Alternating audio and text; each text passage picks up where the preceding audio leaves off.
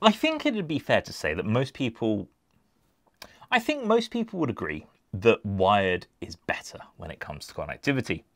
It's often seen as more reliable, faster, you're less likely to run into weird connectivity issues, and just generally more secure. But unless you're a business or enterprise or a serious gamer that streams, you don't really want to deal with the faff of wiring your house with Ethernet necessarily. Now, I know some people do, and I absolutely am not throwing shade at them. I had plans to do so here, but never really managed to get that to materialize. However, Wi-Fi 6 is now so fast, it just wasn't necessary.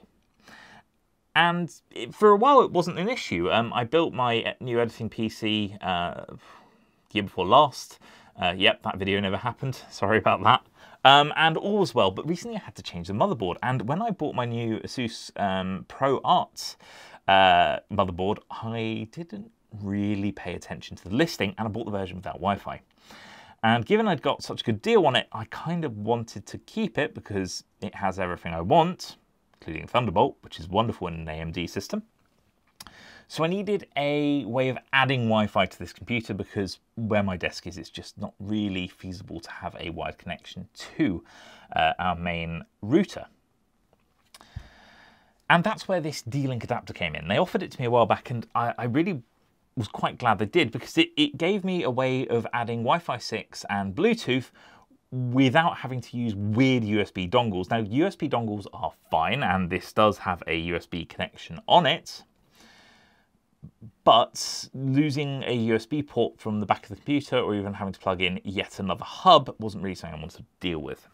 So here is the adapter they sent me. It's the DWA X582, features Wi-Fi 6 and Bluetooth 5.0, and it's kind of funny. I've never seen one of these before until I'd looked at it, and actually it's essentially a laptop style, I think it's an M.2 connection, Intel chip on a D-Link board that you simply pop into your PCIe slot on your computer.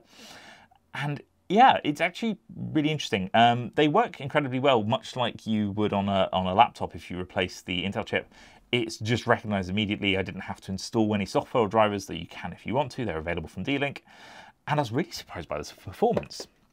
So to give you an idea, my stopgap solution, which was dragging an Ethernet cable through the house, which didn't make me terribly popular, got me about 580 megabits per second when all was well. And using the D-Link adapter, I'm getting about 520, 530, and my upload similarly, this is about 5–6% difference. To me, that is a very small price to pay, given that this is running through a mesh system, so at some point you've lost a little bit of capacity there, and then you have the Wi-Fi to the device. So I've been really pleased with it. Equally, the other great thing is it doesn't take up a huge amount of space inside the computer, so if size is at a premium, it's not going to cause you any issues. And to show just how easy and quick it is to fit, I thought I would demonstrate that for you. I've got a second camera angle. I hope you can see it because I haven't tested this. But if we simply pull the adapter through, we can insert it into the PCIe Express slot. Then we can just put this screw in. Lovely, almost. Excellent. Move those antennas upwards so I don't invariably smash them against the desk later on. And then we just need to plug in the rather finicky USB cable to the header on the motherboard. And that is it. Just double check that's in. It is. Hopefully it does demonstrate quite how easy it is to fit into your computer. In this case, I've had no issues with it whatsoever. It's been rock solid since I used it, and I've not lost connectivity once, unless you count the time my router needed to be reset due to the cable being kicked accidentally. So essentially, it has really not run into any issues at all. Price-wise, this costs around £50 in the UK. I think there's another version of it that's slightly more, but I think that's incredibly good value given to buy the Wi-Fi version of the motherboard, it was about £85 more. So certainly a more budget-friendly option. Obviously, I've had to use one of the PCIe slots, but in this case, I didn't need the full slot anyway, so this small one was just going to go to waste, so I could make use of it.